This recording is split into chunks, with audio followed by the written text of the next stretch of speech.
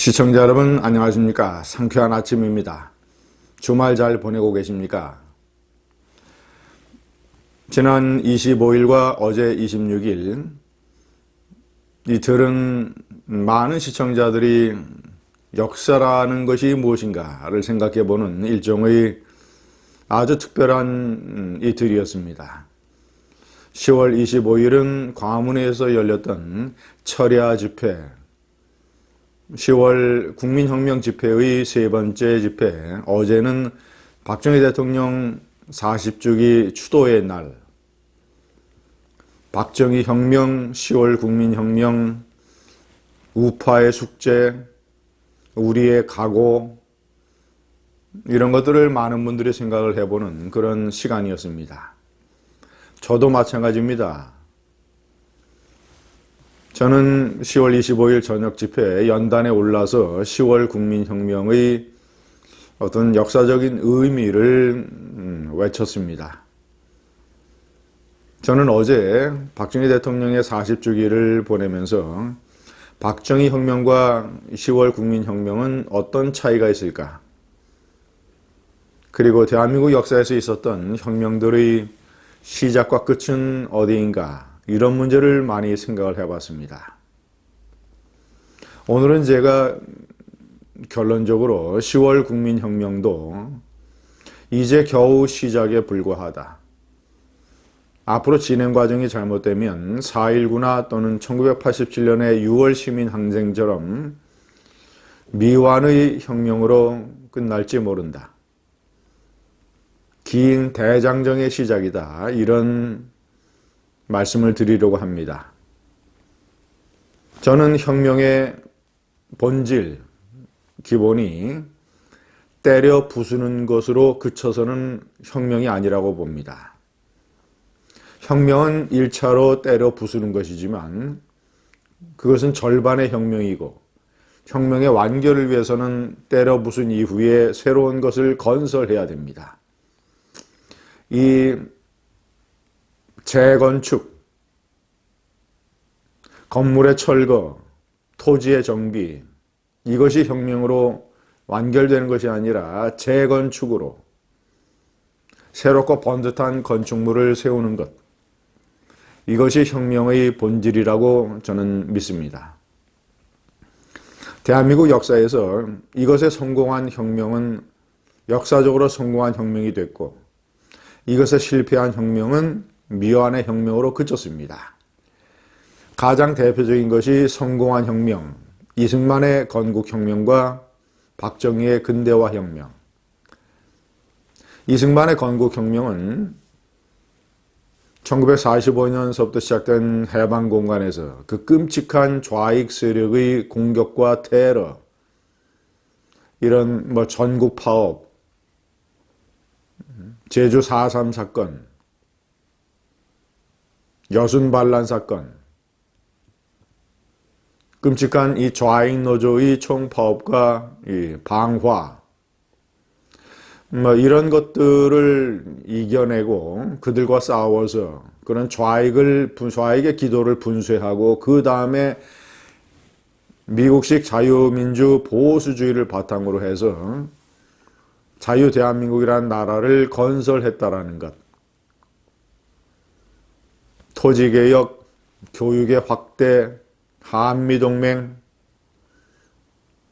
경제발전 계획의 설계. 자, 이런 것들로 인해서 이승만의 건국혁명이 성공한 것은 비록 나중에 이기붕 세력의 부정선거 때문에 4.19 학생의거로 이 정권이 붕괴됐지만 그 붕괴 이전에 자유 대한민국을 건설해 놓았다는 것.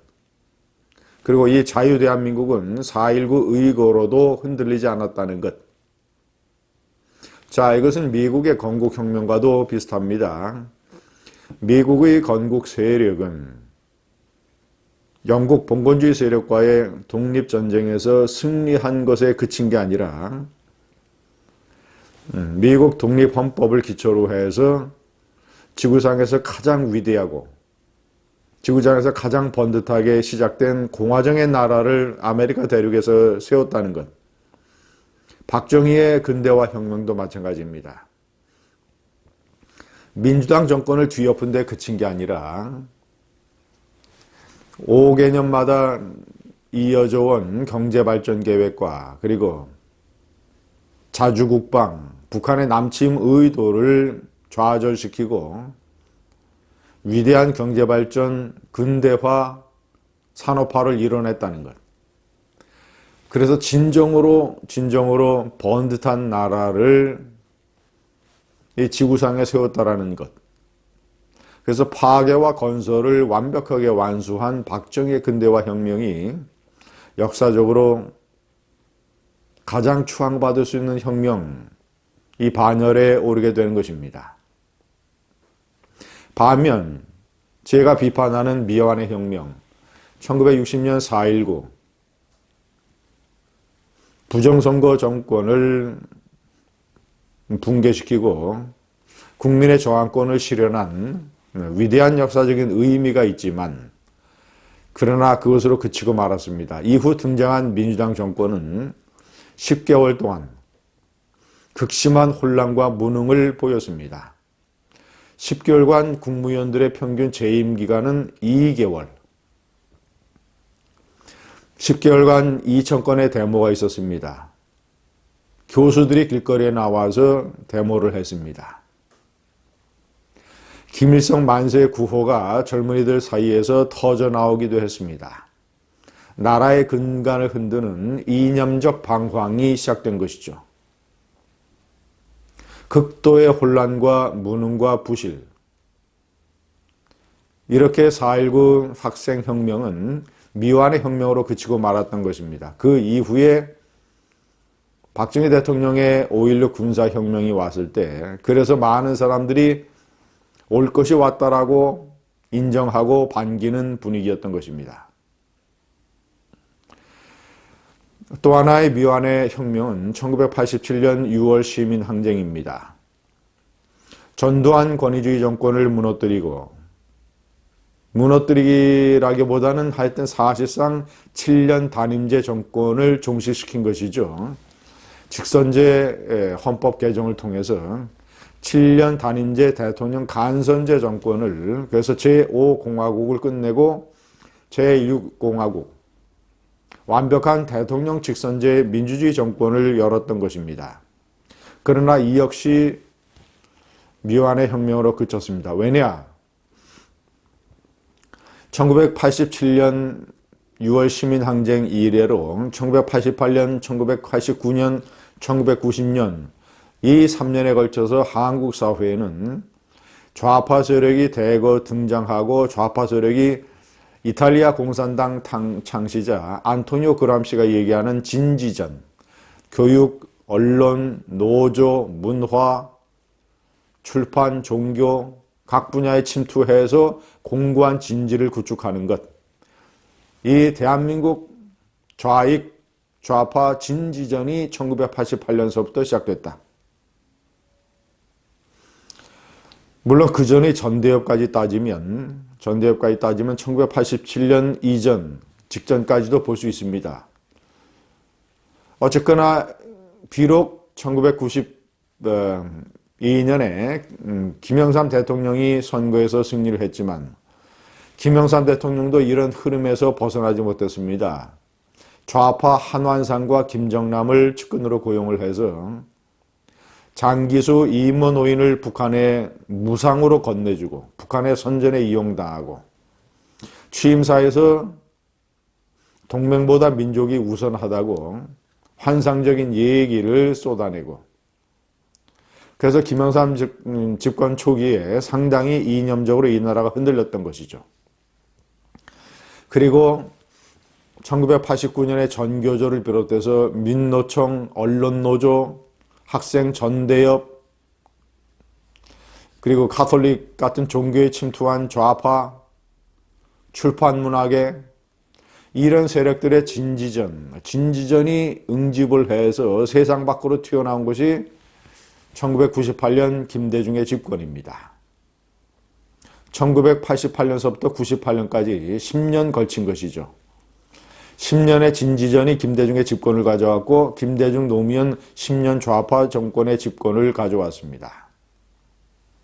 때문에 자유우파, 대한민국의 정체성의 시각으로 보자면 1987년 6월 시민항쟁은 오히려 이념과 정체성에서 이 나라가 크게 후퇴하는 이런 잘못된 자락을 깔아주고 말았던 것입니다.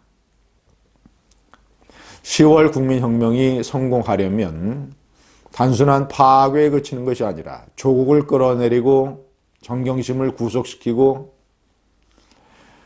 더불어민주당 정권을 흔들고 이런 식의 파괴에 그치는 게 아니라 위대한 건설의 전 과정을 차곡차곡 밟아 나가야 되는 것입니다.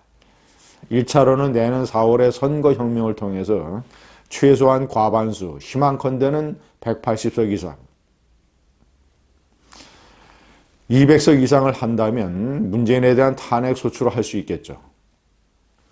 2단계로는 2022년 대통령 선거를 통해서 우파가 정권을 탈환해야 됩니다.